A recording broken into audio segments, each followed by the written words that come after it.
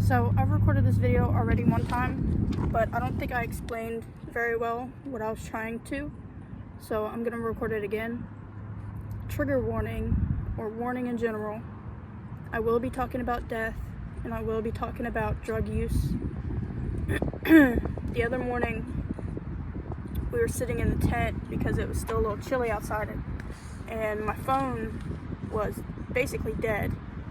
So I picked up my journal and wondered what I was doing in the past years in the month of February. And when I started reading it, I was like, I should probably make a video about it. Maybe somebody could use some advice or encouragement or something. So this starts in 2019 of February. I had already been using drugs for a few years, bouncing from house to house. I wasn't working for myself or anything, or on myself. I was very unhealthy, very low mindset, a very bad time. And I was trying to work myself out of it. I was trying to write down the things that I could do to make myself better. And in the end of the month, I wrote in my journal, what are my priorities? How can I better my overall health? How can I become financially free? Make goals, take action, have tunnel vision. And I want to say that I did kind of do those things, but not to the extent of actually making myself better. It's one thing to write it down. It's one thing to take action and do it. And I wasn't doing it. I wasn't putting in the work like I should have been. So I was still using drugs, eating very unhealthy. I was doing all the wrong things. Now, the next year, in 2020, this was a bad year for so many people around the world, including myself. But I tried to keep pushing forward. And when I was trying to push forward, I was trying to create. I was trying to do TikToks. I was trying to create my own brand, which I did, but nobody purchased anything. It didn't go anywhere, and I kind of gave up on it. So around this time, I was dating someone. I started working out a bit. It was going okay for the most part. I was still using drugs, but there was a few deaths and people leaving that occurred, and my addiction took a turn for the worst it had ever been. And because of that, I had an overdose in the month of February in 2020. It was my first and only overdose. And it didn't really feel like anything. It felt like taking a nap. I knew I shouldn't have done what I had done because I looked at the thing and I was like, these are fake. I shouldn't do them. They're gonna kill me. But my addiction was so strong at the time that it kind of just took over. So when I got to the house, I did the drug and I ended up waking up in the hospital. Even though I knew not to do it, I did it. Drug addiction is a very powerful thing, and when you're using, everything just kind of goes out the window. It didn't make any sense to me at the time, but now that I look back on it, I could really understand, like, that was the drugs talking, that was the addiction talking, or making those decisions. It wasn't me. And maybe a week after my overdose, I did my first drug after that. And when I went to look in the mirror, like, I did the drug, looked in the mirror, and death was looking back at me. All I saw in the reflection was a dead version of myself. I don't know if that's like some sort of PTSD or me just having anxiety, freaking out. It was a very hard and confusing time after that. Even though I wanted to be sober, I wanted drugs more, which is very odd after you have an overdose. I think there's a lot of people that when they do have an overdose, your system gets cleared if you come back from it. So then they go back and use the same amount of drugs that they were and have another overdose. Thankfully, I knew that at the time, and I did a small amount of what I was doing, but I was still doing, and that was not okay.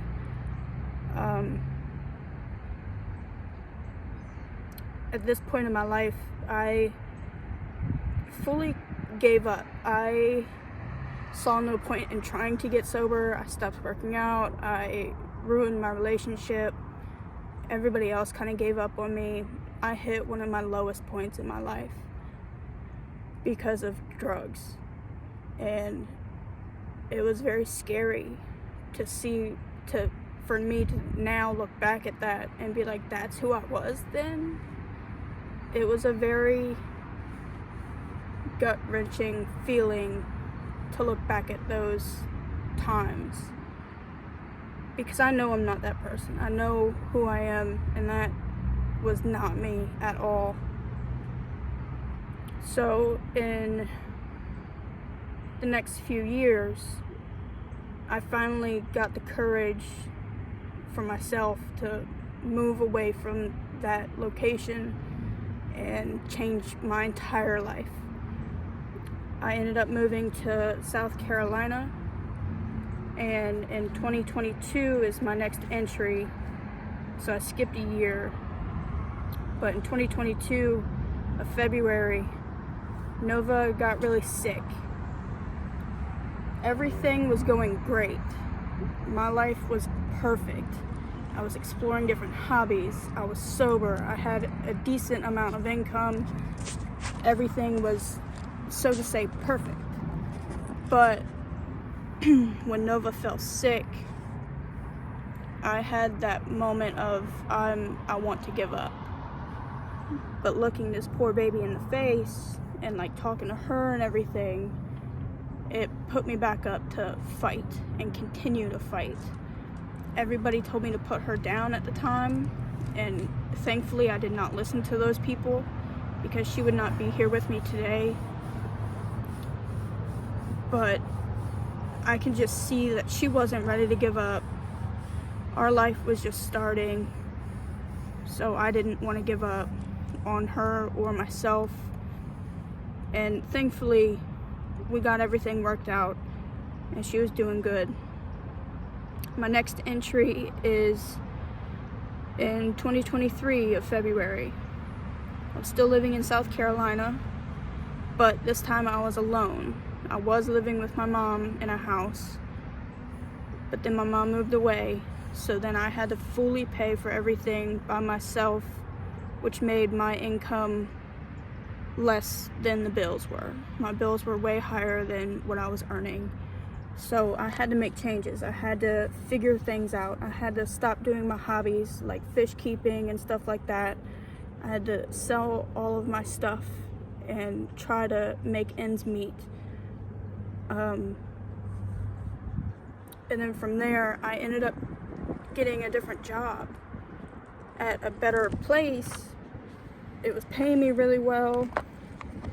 I was happy with it, but I was never home. And that was not okay for Nova. It wasn't okay for me. I spent more of my life at this job than I did at the house, and it made no sense to keep paying for the house if I was never there. So I chose to quit the job and leave the house. Me and Nova started car camping, and from there, loneliness and depression just kind of kicked in. And I want to say the end of 2023, I relapsed. I went right back to doing way worse things than when I started. I went back to the area where it all began of 2020, and my life took the turn for the worst. Thankfully, I snapped out of it and chose to leave again, go back down to South Carolina for me and my dog. I think over those times, it was just more loneliness and depression that drove me to do drugs, and anxiety. When I was doing drugs, I didn't have a hell of a lot of anxiety like I do. But those are things that I need to learn how to maintain being sober. Thankfully now I can say I'm a full year sober and I have no interest in doing drugs. This point in my life in 2025, addiction no longer controls me. I control my addiction. The only bad thing I do is smoke cigarettes, which I need to quit. I don't have money for it. It is very unhealthy. But one addiction at a time. Being in this area, there's a lot of the drugs that I prefer to do.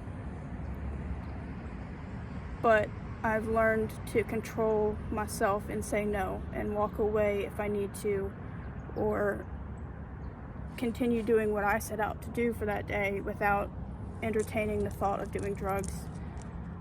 And I'm very happy and proud to say that I've come a very long way since 2019, and I've overcome a lot of struggles in my life, and I believe everyone can. It's just you have to want to. It was very hard for me to get sober because I didn't want to get sober. It was more easy when I wanted to. You absolutely want to be able to. I hope that makes sense. But that's just kind of a recap of February for the past few years for me. I didn't realize February was the month that I had my overdose. That's why when I was reading through it, I was like, oh, maybe I should talk about it. Maybe I should put a video up about it. Because it's kind of crazy that in 2020, I was so strung out and not realizing what effects I was doing to myself. But to now be standing strong, holding my own. Like, yeah, I'm homeless and whatever, and I'm struggling, but I'm doing it sober.